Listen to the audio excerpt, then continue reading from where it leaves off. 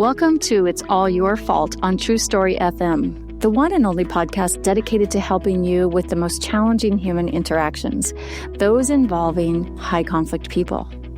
I'm Megan Hunter, and I'm here with my co-host, Bill Eddy. Hi, everybody. We are the co-founders of the High Conflict Institute and conflictinfluencer.com, and we focus on everything to do with high conflict and how to do things better in high conflict situations.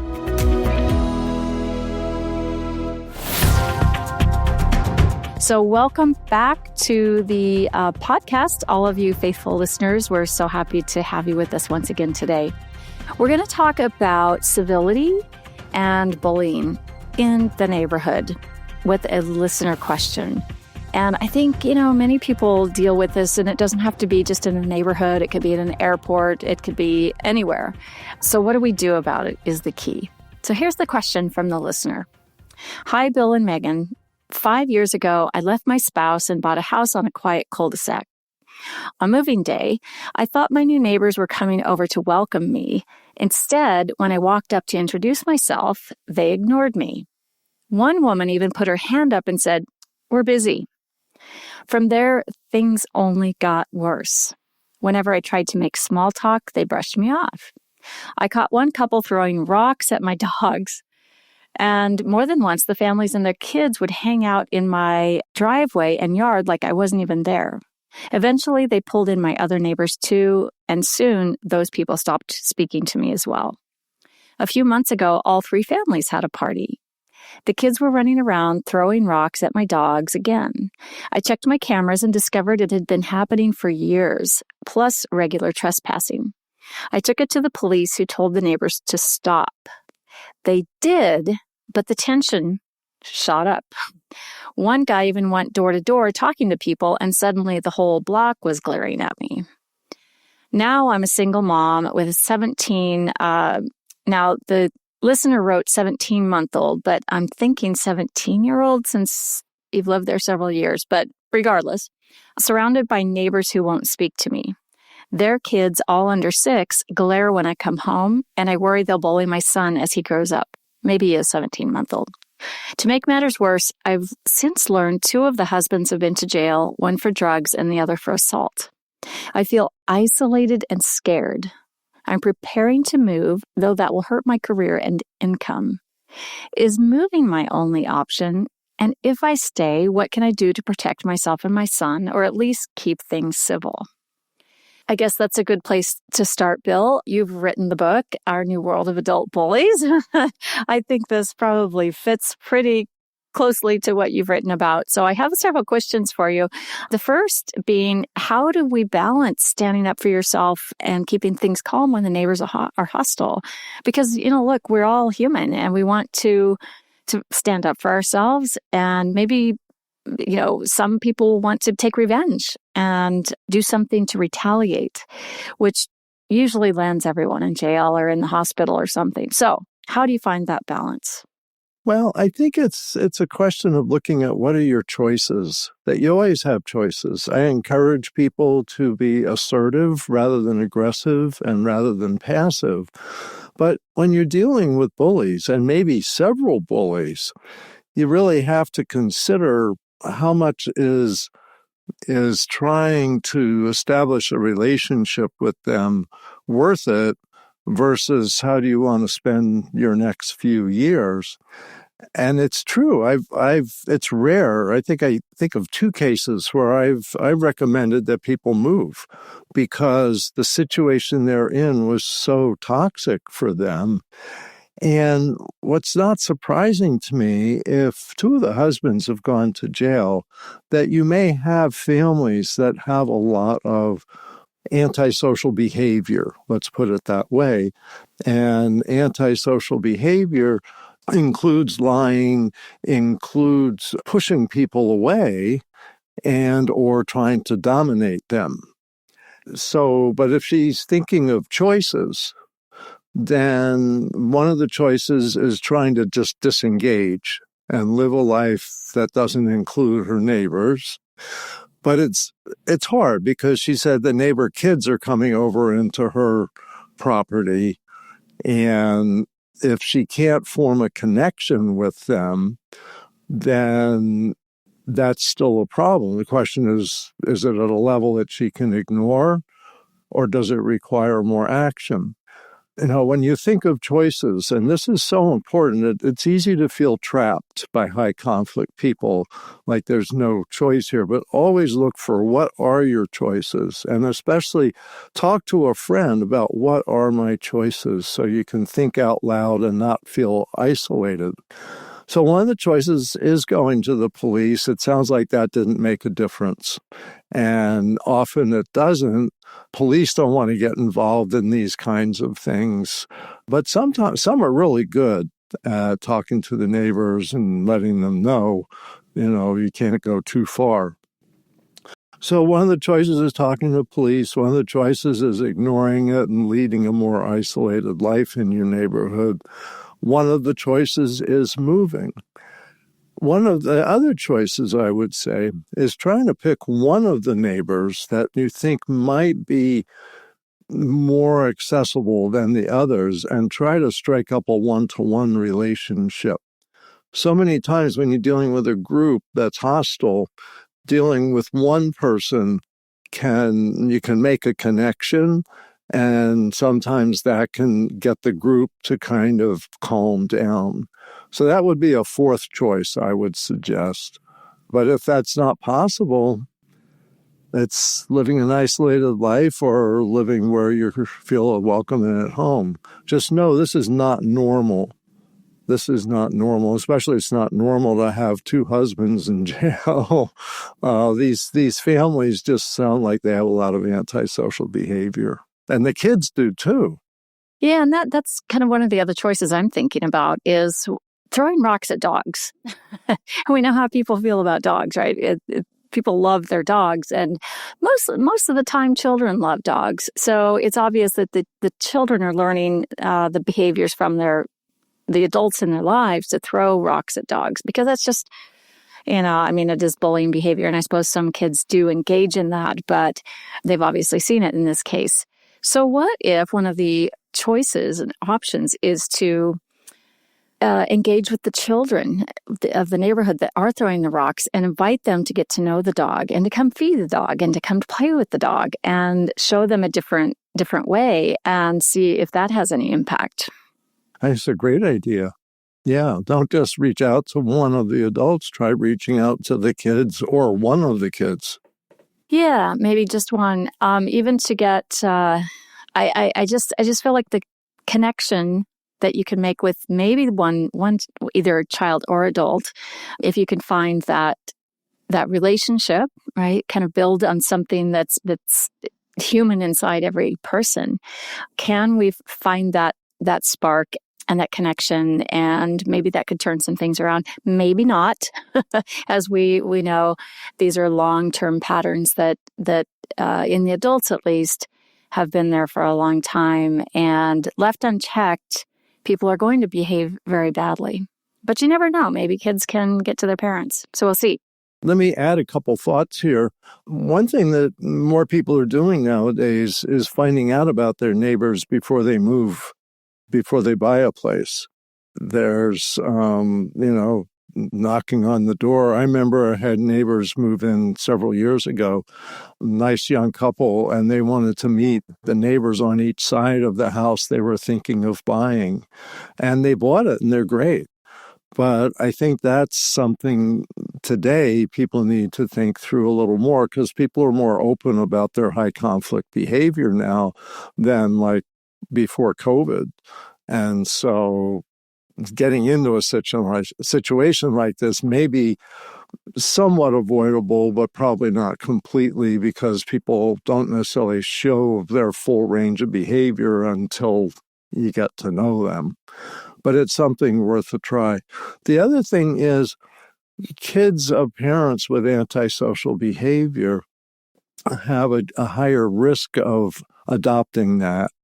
And this is of all the personalities, antisocial personality disorder is more genetic, so that let's say there's 3 kids, there's a higher risk one of them will also have this pattern of behavior. So that's why be careful when you pick which child you want to connect with. You might get one that's going to really be like their parents, but not always. It's a tendency. It's not a given. And if people are wondering about, can you change somebody? You can change kids with these problems, but it's really hard to change adults with these kinds of behaviors. With kids, it's like if you have a child who's starting to show, some people sometimes have a spouse who they find out is antisocial, and they have a child that's starting to show antisocial behavior. When they're a child is when you want to get treatment for them, because you can redirect kids. It's a lot harder to redirect adults. Right. Let's talk about the police getting law enforcement involved. It sounds like, they were helpful in the beginning, but then how often can you go back to them before the police get frustrated and discouraged? Is it always up to law enforcement to decide what to do? Are they going to not know who to believe? And then what's the next step? Do you have to wait on law enforcement in order to get into the courts to maybe file something, or can you do that on your own? Not that we're giving legal advice. Right. Well, actually, I think the thing is law enforcement's one place to go. There's a wide range of officer response to neighbor disputes, because some of them are dealing like with murder cases, drug dealing, stuff like that. And this neighbor squabble is super low priority. For others, they feel like, let's catch it now before it becomes a big issue. So it really depends on who the specific officer is. But there's also another place to go, and is talk to a lawyer. Find out from a lawyer what your options are. There may be some legal involvement. And I know of one, neighbors dealing with a difficult, high conflict neighbor. There was a neighbor that was remodeling his house and had fences up, but had materials laying around and stopped working on it. He was doing all the work. And he basically stopped working on it for 6 months. And the kids would play, they could get into the yard and this and that. And there's, wood and nails and glass and things just all spread around. And so a couple neighbors talked to him and he said, oh, yeah, I'll get to it. And he never did. He just said he'd get to it. So what they ended up doing is there was several neighbors, because it really was a blight on the neighborhood. And so several of the neighbors, I think it might have been, how many was it? I think there was like 10 neighbors got together and sued the guy in small claims court, each of them for $5,000. So I think it was like a $50,000 thing, because small claims has a limit. And what they did is they sued him in small claims court, and then they went into mediation, and he was, yeah, okay. Tell you what, I'll sell the property. And so everyone go, oh, what a relief, he's going to sell the property. Next 6 months, there's no for sale sign, this, that, and the other thing. And they find out that he sold it to his girlfriend. Of course he did. And she didn't deal with it. They were living together, so nothing changed. And so they eventually negotiated a deal where if he didn't move, basically, in a period of time, that there'd be a forced sale of the house. And in other words, he had to sell it, or the court was going to require the sale of the house. And he ended up eventually moving. But the point here is the neighbors got together, and that's what it took. But it also was one person, that 10 neighbors dealing with one high conflict person. It's harder if one person's dealing with several high conflict neighbors. Yeah, that's really tricky. And, my heart goes out to this person, because it's so, it must feel very isolating, and letting your son even go out must feel a little dangerous and scary. So maybe moving will be one of those options that's considered. Because what I'm thinking is, if you stay in the neighborhood and you decide to, nut it out, and I'm just going to stay strong and just do my thing, right? Go to work every day, take care of my child.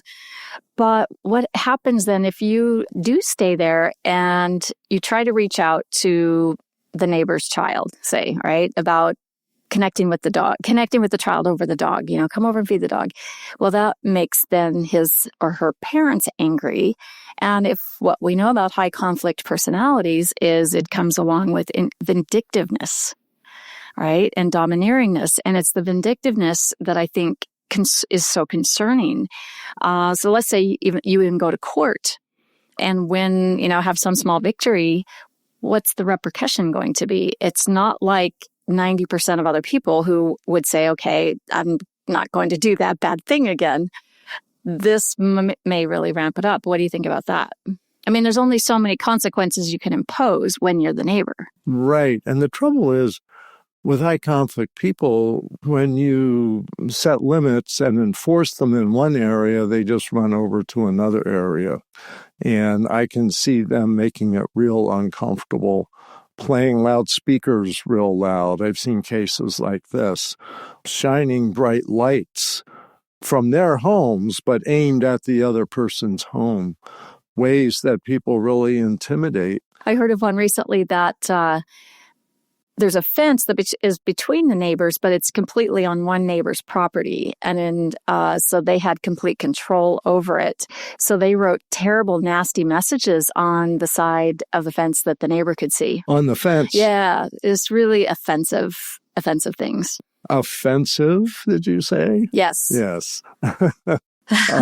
Ironically offensive, but yeah, that's the kind of thing some people do. I've had people with video cameras videotaping what goes on in their neighbor's house and yard. Really intimidating behavior. And in some of these examples, people have moved. There's some pretty bad behavior, poisoning the neighbor's dog. Yep. There's a lot of examples, but they're very rare. Like you pointed out, Megan, that 90% of people don't act this way. 90% of people want good neighbor relations. If they bring brownies or cookies over, welcome to the neighborhood. Right. That's the kind of thing that 90% of people want, is to get along. Yeah, and it's fascinating, this 90-10 split, which of course is kind of an estimate, but it seems to hold pretty true. Yeah. Yesterday, I was at the Charlie Kirk Memorial, and this isn't about politics or religion or anything like that, but I was just there, and it was a long, long, long line waiting to get in. You didn't purchase tickets in advance. It was just first come, first served, 90,000 people. Right. And you're in Arizona where it was. Yeah. It was hot. Yeah. It was, I live here and it was nearby. And so, it was just, even though it was early in the morning, it's still hot. And I walked 2 miles along with 90,000 other people, and we're all in this line together. And, surprisingly, or maybe not surprisingly, 90% of people were fine. Without a lot of instruction or guidance. Everyone was just following the rules. And it's like, there are people who are going to cut, and there are people get out of order in line, and in terms of, getting in front of someone else and that kind of thing. And events like this, it's a great opportunity to see how other people behave, right? And see where high conflict is going to, where's that high conflict going to pop up?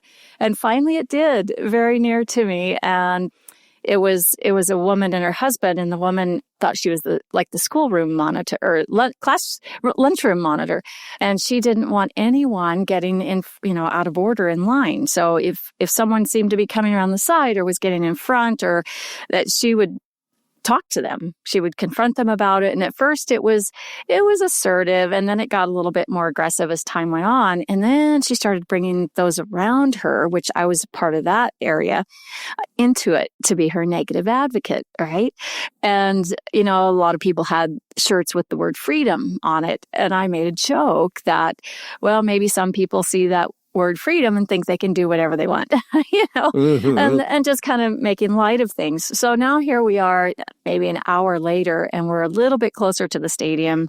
And I notice she's no longer behind me. She's in front of me. No big deal. That's just how these lines work with 90,000 people. Oh, well. And, but someone, she got after someone else and the man didn't like it. And he's like, knock it off. No, I'm not, back off, lady. I didn't hear the words, but it was something to that effect. So the woman's husband hops out of line and yells as loudly as he can, police, police, police. So in their minds, they didn't create this problem. In their minds, this was a crisis that required police intervention. And there happened to be, a policeman standing right there. And I tell you what, he settled in it so quickly and pulled them out of line. And now, they wanted in to get a seat so badly, and now they might risk not getting a seat. And that's kind of the whole thing with the high conflict brain. It's like fight, fight, fight. And like you always say, Bill, not connecting the dots back to the consequences, and that it's them. And she'd said to me earlier in line that, well, see, that person, he didn't listen to me, and he's, there is such a thing as karma. When it came to who, risked losing their seat, it was her. She really didn't see it. She just wanted to fight. So it's interesting. It could be anywhere. And high conflict it shows itself so readily, and especially in airports and, events. Yeah. Well, I really believe that the 10%, sometimes I say 5 to 10% of people seem to be high conflict. But what's fascinating, from a distance, is that people really aren't aware of their own behavior, like you said, aware of how people are reacting to their behavior. They don't connect the dots back. So they feel like a victim in life. Hey, people keep picking on me. I don't know what it's about, but people pick on me a lot. And they really honestly can't connect the dots to, people. Relationships and interactions tend to be fairly reciprocal. In fact, there's the principle of reciprocity, which is part of what you get is based on what you put out.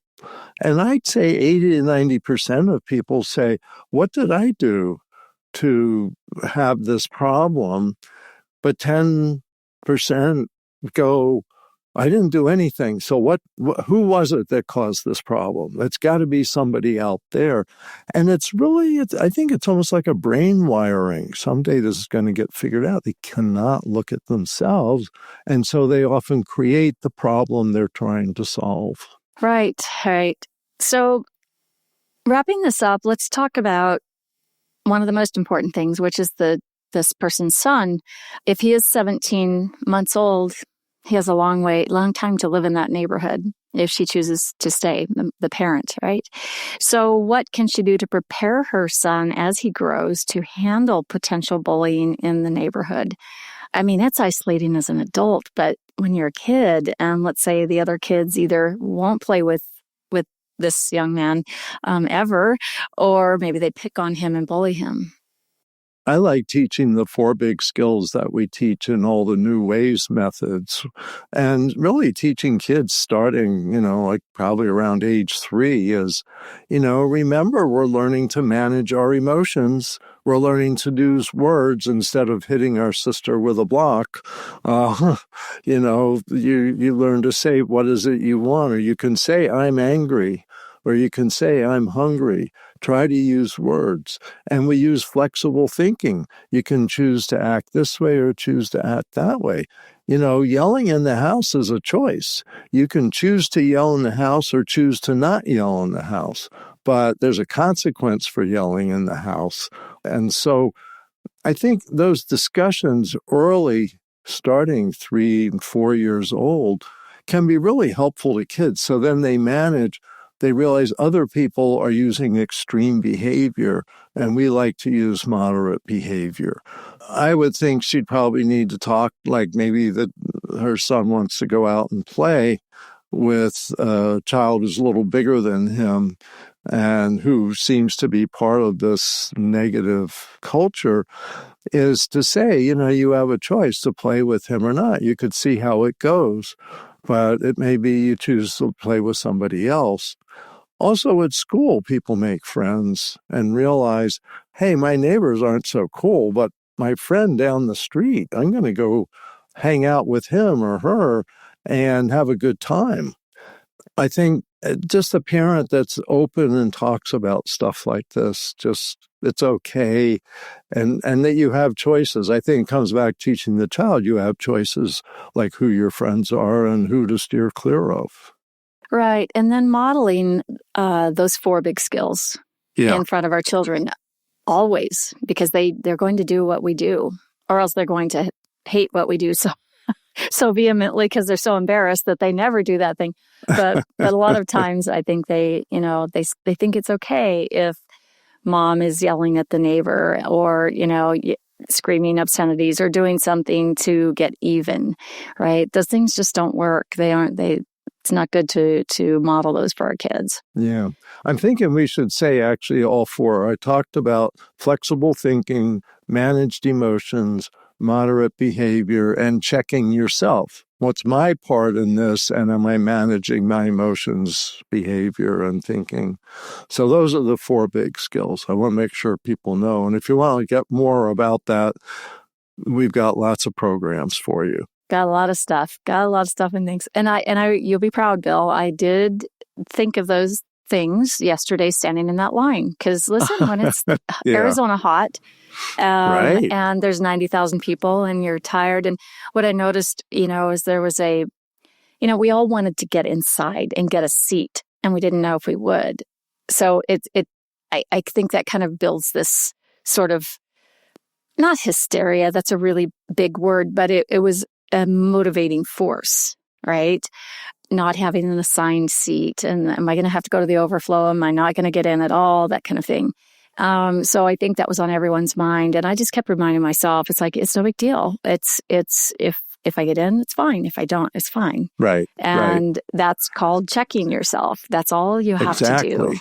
And I saw that for really the majority of people. It was really impressive with 90,000, however many people there were. That without, usually an event that big, like a pro football game or something, you're going to have a lot of security, a lot of event management staff. And, there was, of course, security and Secret Service and everything. But as far as management staff to shepherd people around, they didn't have a lot. So it was pretty impressive. But yes, that high conflict will show itself. And I'm learning that more and more. Yeah, anywhere. One thing I was thinking when you were talking was traffic. Yeah. That people have that there's some people in traffic are going to be really difficult and rude and try to get ahead and, hand gestures and all that stuff. And 90% of people are like, hey, we're just on the road. Let's get along. There's no point to be made. But high conflict people often feel like they have to make a point. And when they make their point, it makes them look kind of ridiculous. Okay, now you've raised a memory from long ago when I was in high school, Bill. I was with a guy that I was dating, and I was probably 16 or 17 years old, probably 17. And we were in Wyoming, so middle of nowhere, long stretches of highway, almost you'd see 1 car per hour, 2 cars or something. We're just driving along. It's a Sunday afternoon, beautiful day, and a pickup truck full of guys went around us, past us. It was a 2-lane highway, and they were hauling a horse trailer or something. But one of the guys, they went past us, going around us. The guy on the passenger side, put his butt up to the window, pulled his pants down, and mooned us. If you're from other countries and you don't know that terminology, it just means he was showing his backside to us. So for me, it was a laugh. For the guy I was dating, like you said, Bill, it was just, ooh, fight. And the fight's on.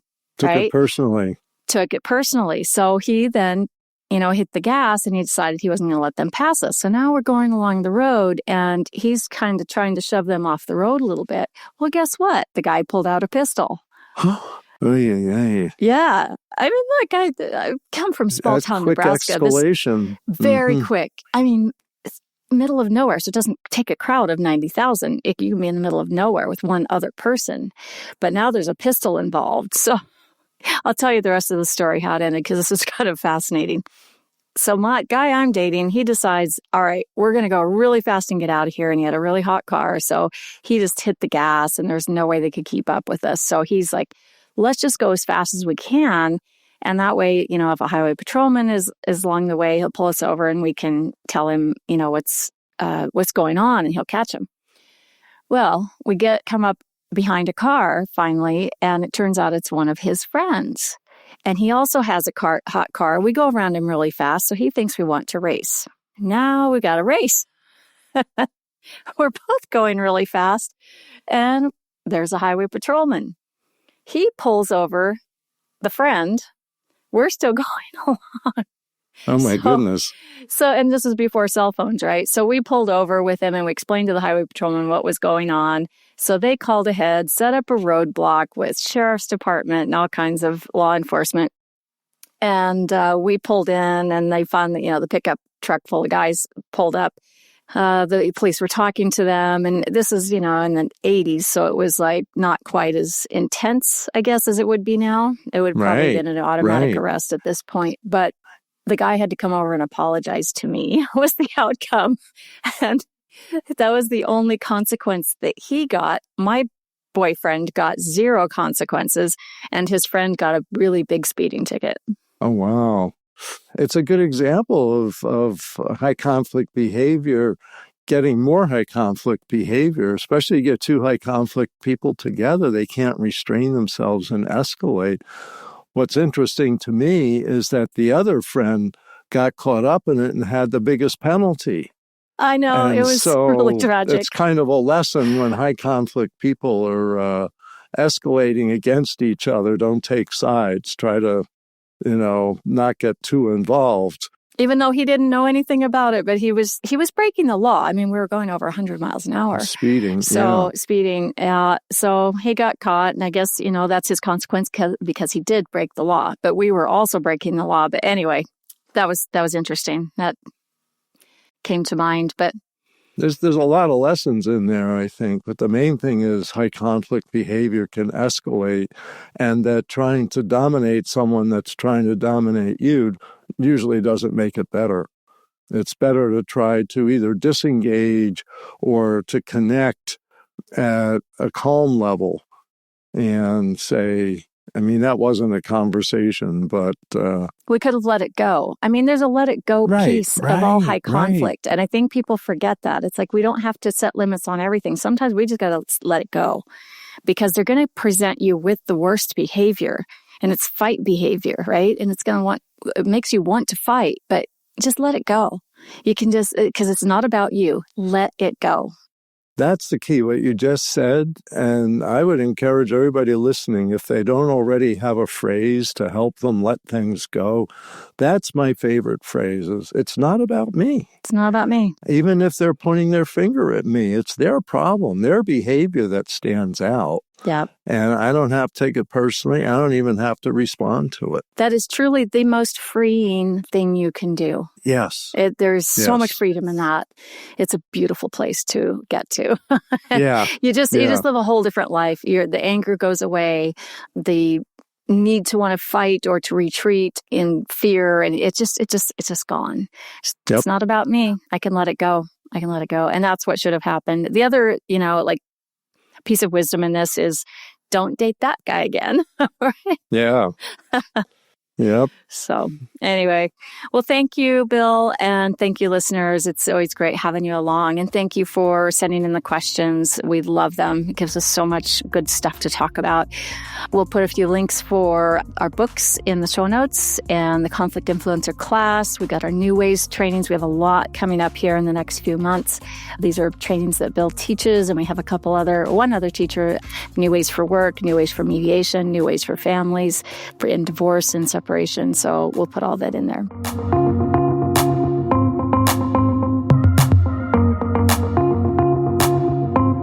If you're looking for training or consultation about a high conflict situation, or you have one of these situations in your personal life, come see us at highconflictinstitute.com or conflictinfluencer.com. Keep learning and practicing the skills. Be kind to yourself and others while we try to keep the conflict small and find the missing piece. It's All Your Fault is a production of True Story FM. Engineering by Andy Nelson.